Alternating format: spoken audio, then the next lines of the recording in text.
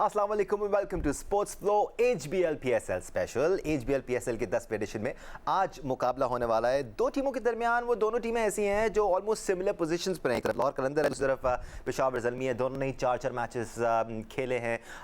अगर हम बात लाहौर कलंदर की करें तो 2 जीते हैं, 2 हारे हैं, 4 पॉइंट्स हैं उनके। जबकि दूसरी जानिब पेशावर ज़ल्मी ने भी 4 मैचेस खेले हैं, 3 हारे हैं, 1 जीता है और 2 पॉइंट्स पर हैं। तो a lot is riding on this particular match for both the teams, क्योंकि दोनों ही टीमें चाहेंगी कि आज का मैच जीतकर अपनी पोजीशन पॉइंट्स टेबल पर और ज़्यादा बेहतर करें ताकि उन टॉप 4 में उनका नाम शामिल हो जो कि आगे बढ़ने वाली हैं। Right then, as you all know, इस मैच पर हम दूसरे सेशन में बात करेंगे। उससे पहले हम कल के मैच का जिक्र कर लेते हैं जिसमें इस्लामाबाद यूनाइटेड ने एक बार फिर अपनी डोमिनेंस दिखाई, 7 विकेटों से कामयाबी हासिल की। नॉट जस्ट दैट, 17 गेंदें भी बाकी थी जब इस्लामाबाद यूनाइटेड ने मुल्तान सुल्तान का हाईएस्ट रन चेज़ किया। इससे पहले 167 रन हाईएस्ट थे जो चेज़ हुए थे मुल्तान क्रिकेट स्टेडियम में। कल उन्होंने 169 रन का टारगेट चेज़ किया। Exceptional stuff from Islamabad United. आपके सामने इस वक्त इस मैच की डिटेल्स भी आ रही हैं। Usman Khan once again amongst runs 61 run उन्होंने स्कोर किए। मोहम्मद रिजवान 36 रन बनाने में कामयाब हुए। यासिर खान जिनको पिछले मैच की टीम में शामिल किया गया, एक बार फिर उन्होंने 29 रन बनाए। आंद्रेस गॉल्स को इस्लामाबाद यूनाइटेड की टीम कैरी कर रही थी, वो परफॉर्म नहीं कर पा रहे थे। कल उन्होंने उनके भरोसे का जवाब दिया, 80 रन स्कोर किए। कॉल मुनरो ने एक बार फिर शानदार आगाज़ प्रोवाइड किया अपनी इनिंग्स के आगाज़ में, 45 रन स्कोर किए।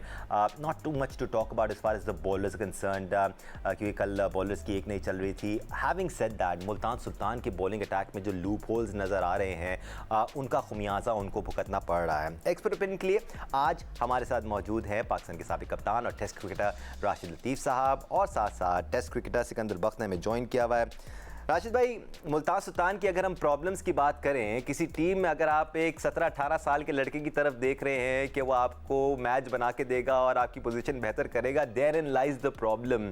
शायद इस साल 10वीं एडिशन में मुल्तान सुल्तान ने अपनी बॉलिंग अटैक में वो स्ट्रेंथ ही नहीं बनाई कि वो दूसरी टीमों को चैलेंज कर पाते। ये मैच मेरे ख्याल से बैटिंग से आ रहे हैं क्योंकि नई पिच थी, उस पे रन बनने चाहिए। तो स्टार्ट ऐसा था कि लग रहा था कि 200 रन की करेंगे, लेकिन जिस तरह पहले मैच में जो मुल्तान में हुआ है, यासिर ने बैटिंग की, रिजवान ने बैटिंग की और फिर नीचे आके आपने देखा उस्मान ने भी, फिर इफ्तिखार ने भी तो अपनी जिम्मेदारी पूरी की और 227-28 रन उन्होंने किए थे। फिर आपको होता है कि बॉलिंग में हिम्मत आ जाती है और वो शुरू हो जाते हैं कि भाई वो अच्छी बॉलिंग कर सकते हैं। तो मेरे ख्याल से बैटिंग का थोड़ा बहुत अमल दखल कह सकते हैं कि यासिर आउट हो गए, फिर रिजवान आउट हो गए, रन बॉल खेला उन्होंने, और उस्मान खान भी ठीक खेल रहे थे, अपनी होम ग्राउंड पे ठीक खेल लेते हैं। नीचे से रन इतने नहीं हुए, इफ्तिखार फिर वो नीचे गए। 200 रन बनते हैं तो शायद मुल्तान बॉलिंग आपने जैसे कहा कि बहुत स्ट्रांग नहीं है और वो एक्सपोज हुई है। जहाँ तक इस्लामाबाद यूनाइटेड ने कल चेंज किया, आदम खान की जगह आंद्रे गाउस को खिलाया और उन्होंने रन भी किए। बाहर के जो प्लेयर स्ट्राइक रेट को मेंटेन रख रहे हैं, जैसे मनरो है या आंद्रे गाउस है, दोनों ने बहुत तेजी से रन किए और 6 ओवर में तकरीबन 167 रन चेज करने थे, 68 चेज करने थे। इसका 42% रन उन्हें दायरे में ही कर दिए थे। 69 रन 6 ओवर में किए थे, एक आउट था। तो यहाँ का मतलब है दायरे में पावर प्ले में मैच खत्म कर दिया था उन्होंने ऑलमोस्ट, और उसको कैरी ऑन किया और फिर वापस नहीं आ सके, वो कहीं से भी वापस आने की सलाहियत भी नहीं थी, रन कम रह गए थे।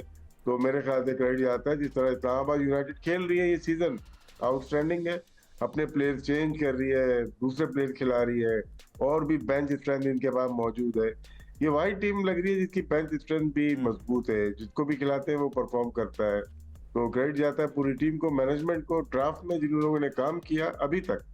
और मेरे ख्याल से ये अगले मैचेस भी लगता है कि इजीली थ्रू हो जाएंगे। शायद ये कहना गलत नहीं होगा कि Islamabad United can do no wrong at the moment, because जैसे राशिद भाई कह रहे हैं तब्दीलियां भी कर रहे हैं, नए लड़कों को भी शामिल कर रहे हैं, उसके बावजूद रिजल्ट बदल नहीं रहा। जिन पर बैंक कर रहे हैं, जो उनकी कोर टीम का हिस्सा है, वो असल में परफॉर्म कर रहे हैं और अपनी टीम के लिए मैचेस जितवा रहे हैं। इवन दो मुल्तान सुल्तान की बॉलिंग में मज़ा नहीं आया, बट चूँकि हमने पहले बैटिंग के बारे में बात करना शुरू कर दी सिकू भाई, बैटिंग लाइनअप में भी इतना मज़ा नहीं आ रहा। आप देखें, अगर चौथे नंबर नंबर पे ब्रेसवेल आ रहे हैं जो कि बैटिंग कर लेते हैं, but you want a proper batsman middle order में जो इनिंग्स को लेके चल सकता है। आपके पास कामरान गुलाम है, लेकिन फिर वो नीचे आते हैं। ब्रेसवेल के बाद इफ्तिखार अहमद आते हैं, क्रिस जॉर्डन आते हैं, फिर कामरान गुलाम आते हैं। तो कहीं ना कहीं कंफ्यूजन में और प्रेशर में बेसिक फैसले भी मुल्तान सुल्तान सही ले नहीं पा रही है इस वक्त। और ताहिर तैयब भी थे, वो तो मतलब कहने का ये मकसद है, कॉन्फिडेंस ही नहीं आ रहा ना उन पे। आप पाकिस्तान से तो उनको खिलाते हैं, मगर जब लोकल टूर्नामेंट होता है तो उनकी बारी ही नहीं आती, मतलब उस काबिल नहीं होते कि वो जाके रन्स करें। यही सवाल मैं उसके लिए रखूँगा। कल मैं बैठा सोच रहा था कि रिजवान कप्तान थे पाकिस्तान टीम के, और उस्मान खान जो थे वो एक सीक्रेट वेपन थे। याद होगा आपको, मैं बार बार सीक्रेट वेपन नाम ही रख दिया था मैंने कि भाई 1 साल से वो टीम के साथ घूम रहे हैं, कुछ नहीं कर रहे।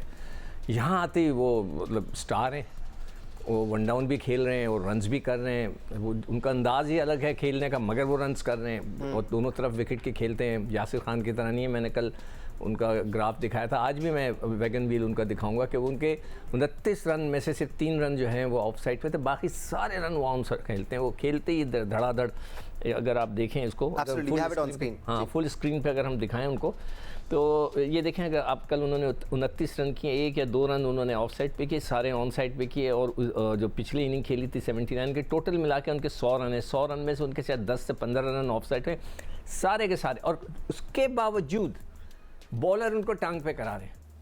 मैं तो हैरान हूँ कि मतलब ये कि इसके बावजूद कि वो उन सबको पता है, मतलब ये चीज़ मुझे बिल्कुल मेरे जहन में मुझे हज़म नहीं हो पा रही कि जो हमारे data experts, coaches, everybody sitting over there, एक बहुत बड़ा एक मतलब मेला लगा हुआ है लोगों का, एक्सपर्ट्स का, मगर क्या उनको वो नहीं बता सकते कि यार ये लड़का ऑन पे खेलता है, थोड़ा आउटसाइड ऑफ स्टंप चेक तो करो वो करता क्या है। मैं ये नहीं कह रहा कि हो सकता है ना उठो, वो हो सकता है वहीं से कट मारे, मगर खिला के तो देखो। हर आदमी आ रहा है उसके टांग पे गेंद कर रहा है, जैसे उसको कह रहा है बेटा तू रन कर, ले कर। ये ऐसा थोड़ी होता है सर। अच्छा, वो जो सवाल मैंने उठाया था उस्मान का कि जी उस्मान साहब जो है वो यहाँ पर तो बहुत अच्छा कर रहा है, कीपिंग भी कर रहा है, मगर जब रिजवान कप्तान थे पाकिस्तान टीम के, उनको खिला ही नहीं रहे थे, वो सीक्रेट वेपन हो गए। फिर कल के मैच में एक साथ मसूद बच्चा खेला है जी। अब वही सवाल मैं पीसीबी से उठाना चाहता हूँ कि ये बच्चे ने ना कोई फर्स्ट क्लास मैच खेला है, ना कहीं दूर दूर तक इसका कोई अंडर 19 का मुझे नहीं पता खेला है कि नहीं खेला। कम से कम ऐसे बच्चों को इमर्जिंग में रखें जो अंडर 19, पाकिस्तान अंडर 19 को रिप्रेजेंट करते हैं, वर्ल्ड कप खेलते हैं, एशिया कप खेलते हैं, सीरीज़ खेलते हैं, मगर जब PSL होता है वो टोटली गायब हो जाते हैं।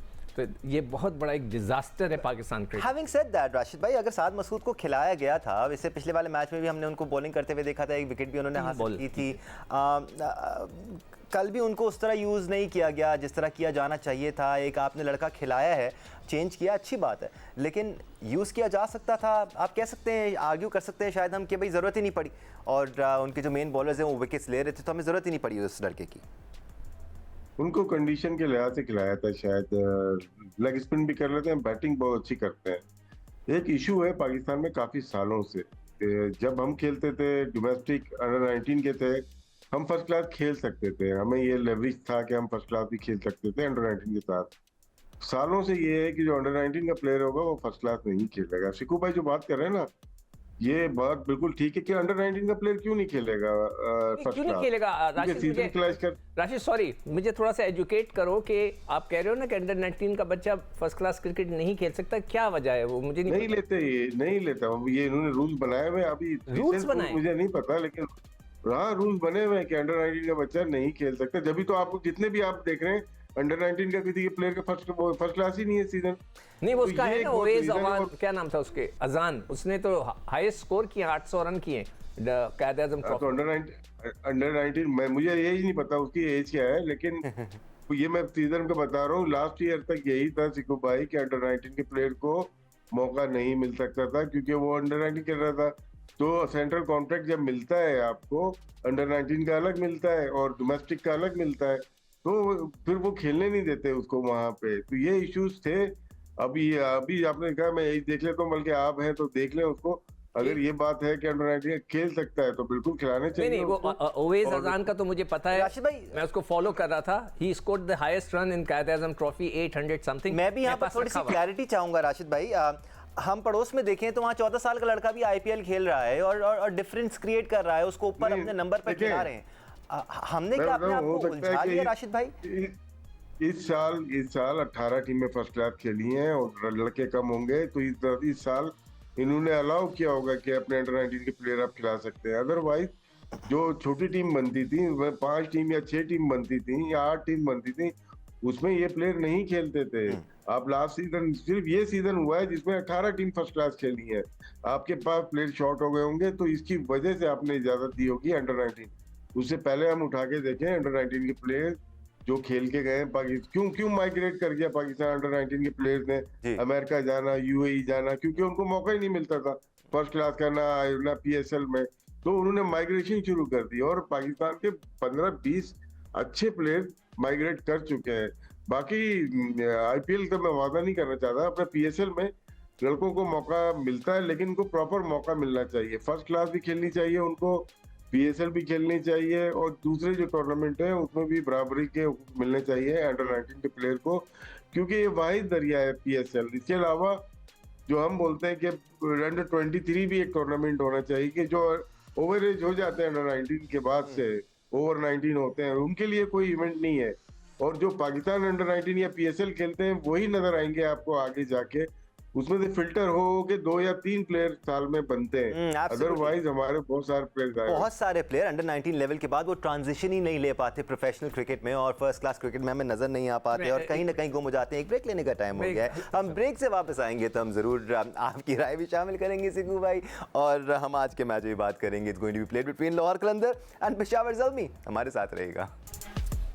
Welcome back once again to Sports Flow, Pakistan super league special. एक तरफ पाकिस्तान में पाकिस्तान सुपर लीग जारी है, तो दूसरी तरफ भारत में इंडियन प्रीमियर लीग जारी है, और वहाँ से आए दिन खबरें आती रहती हैं मैच फिक्सिंग की। चलें, जहाँ तक बात मैच फिक्सिंग की हो, आप रिजल्ट्स को और बहुत सारी चीज़ों को तहकीक किए बगैर चैलेंज नहीं कर सकते। लेकिन कल आईपीएल के मैच में एक ऐसा डिसमिसल हुआ कि सब हैरान रह गए, अंपायर भी हैरान थे। पहले वो वाइड देने गए, आप देख सकते हैं उनकी कंफ्यूजन, फिर उन्होंने झिझकते हुए आउट दिया। If he was not sure वो ऊपर जा सकते थे, थर्ड अंपायर से बात कर सकते थे।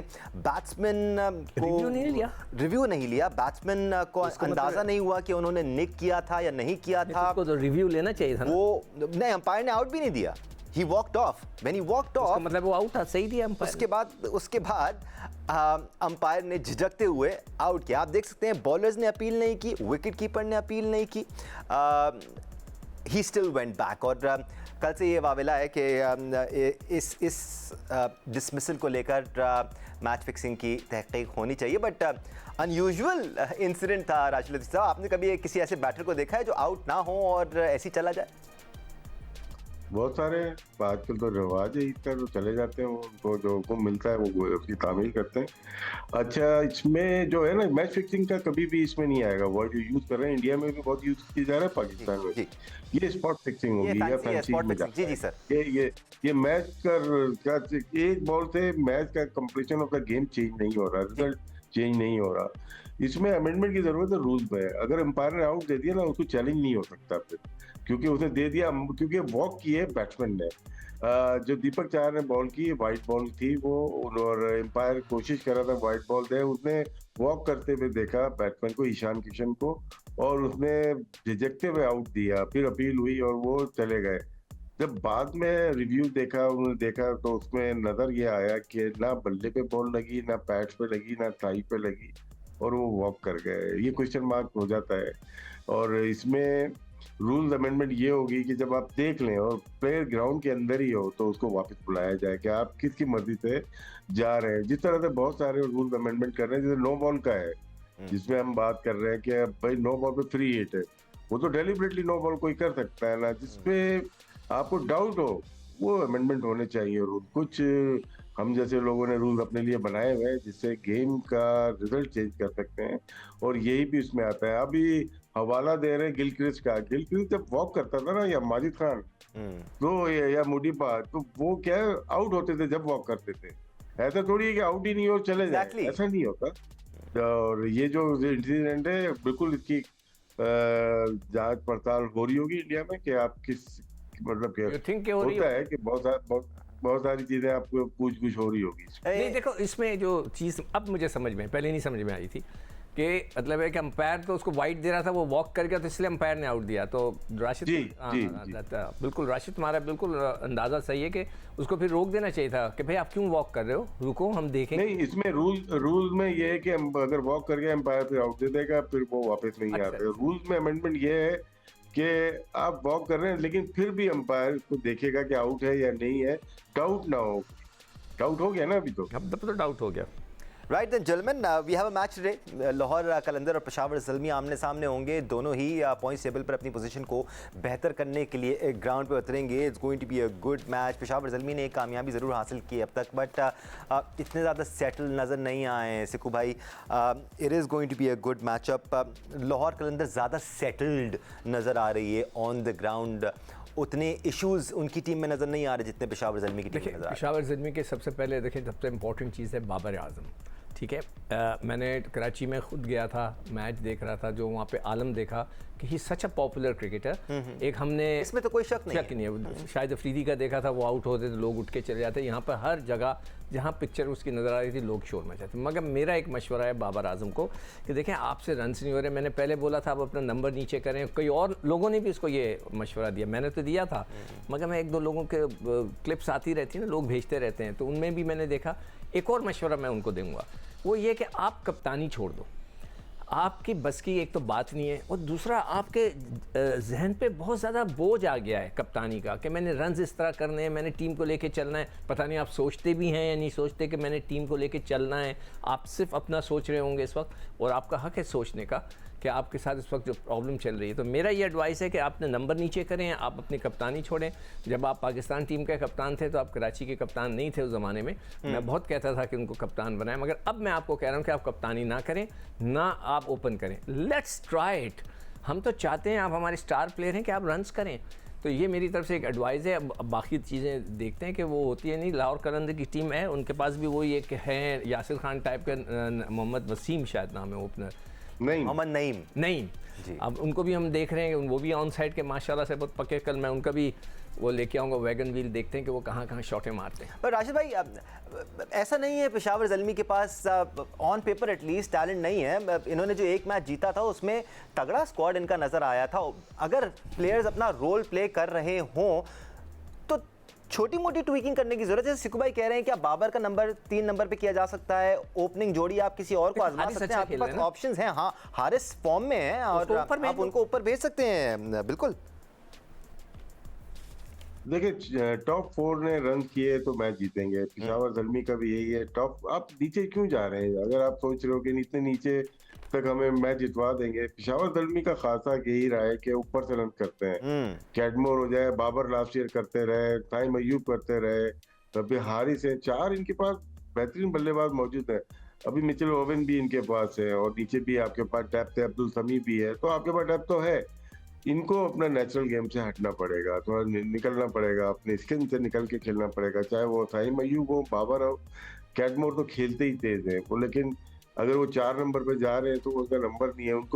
इनको नंबर देखना पड़ेगा। जो सिकू भाई बात कर रहे हैं, बात में बहुत वजन है इनकी, कि ये अगर ऊपर से अच्छा खेलेंगे, एक फॉरनर जो प्लेयर है इनका कैडमोर, उसको लेके आ सकते हैं, ये टॉप ऑर्डर में लेके आ सकते हैं, मतलब नंबर 1 पे या नंबर 3 पे।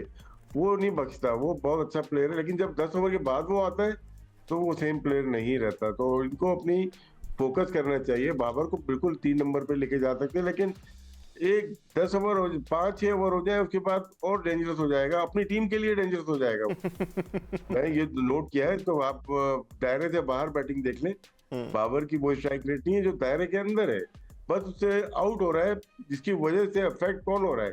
ताइम अयूब भी हो रहा है। अगर ये नोट कीजिएगा, निकाल लेते हैं कल के मैच आज के मैच के बाद, कि बाबर आजम पावर प्ले के बाद कैसे हैं और पावर प्ले में कैसे हैं।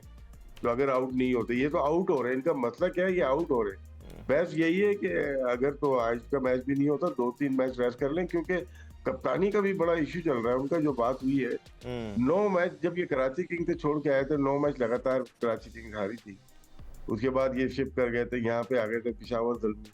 यहाँ पे भी बहुत जीत नहीं मिली पेशावर ज़ल्मी को, इस साल भी जीत नहीं मिली। नहीं, अब ये बात तो स्टैब्लिश हो चुकी है कि as a captain Babar Azam उतने मंझे हुए नहीं हैं जितना वो उनकी रेपुटेशन एज अ बैटर है। मैं पेशावर ज़ल्मी का जब भी स्क्वाड देखता हूँ ना तो मुझे 2-3 यंगस्टर्स इसमें नज़र आते हैं, जैसे मास सदाकत हैं, सुपर टैलेंटेड। राशिद भाई आप अग्री करेंगे नहीं, आप प्लीज़ अपनी राय ज़रूर दीजिएगा। मेहरान मुमताज़ हैं जिन्होंने अंडर 19 लेवल पर इम्प्रेस किया और इनका भी नाम लिया जाता है हर बार जब पाकिस्तान में टैलेंट की बात की जाती है। फिर सुफियान मुकीम को हम पाकिस्तान से खेलता हुआ देख चुके हैं। इन तीनों टैलेंटेड यंगस्टर्स को, सिकू भाई मैं राशिद भाई के पास आपके पास जाऊंगा, इन तीनों को भी यूटिलाइज़ किया जा सकता है पेशावर ज़ल्मी की जानिब से, बट देन अगेन कॉम्प्लिकेशंस है ना आपके पास, किसको बाहर बिठाना है, किसको खिलाना है, क्या करना है, सेटल नहीं हो पा रहे। देखो पहले वो जो बैटिंग की बात थी ना, बिल्कुल सही उसने बोला कि 4 टॉप के प्लेयर हैं और शफल करने से कुछ नहीं फ़र्क पड़ता, इट्स फॉर द टीम। मतलब इस वक्त एब्सोल्युटली इट्स टीम। आप हैं, प्रेशर आ रहा है ना ऊपर से विकेट गिर के, आप इंपॉर्टेंट हैं, मगर it's the team which matters. जो पेशावर ज़ल्मी है वो उसको मैटर करती है कि आप वो अच्छे हो जाए। चले वो तो हमने बात कर ली, उनको मशवरा भी दे दिया, उनकी मर्जी। अब जो यंगस्टर का जो प्रॉब्लम चल रहा है ना दानिश, ये मैं कब से कह रहा हूँ कि हमारा ये क्रिकेट बोर्ड का काम है कि इन सारे यंगस्टर्स को, अब जो डोमेस्टिक क्रिकेट शुरू होने वाली है, आज मुझे पता चला, मुझे कहीं से लेटर आया कि जी एक कमेटी बनाई है कि डोमेस्टिक क्रिकेट को इम्प्रूव करना है। तो भाईजान आप लोग डोमेस्टिक क्रिकेट को इस तरह इम्प्रूव करें कि उसकी जो सिलेक्शन है उसमें 100% सारे यंगस्टर्स होने चाहिए। 100 नहीं तो चले मैं कहता हूँ 90% हो, अंडर 19 के सारे बच्चे हों, ताकि वो खेलें, इंप्रूव करें। अगर आप 35-36 साल के ऐसे लड़कों को खिला रहे हैं जिनका हमने नाम भी नहीं सुना, आई गारंटी यू जो आप कह रहे हैं, अगर ये हो गया और ये होता रहा, अंडर 19 लेवल के क्रिकेटर्स को हमने रिस्पेक्ट दी, तो पाकिस्तान में टैलेंट आना शुरू हो जाएगा, आपको नजर आना शुरू हो जाएगा।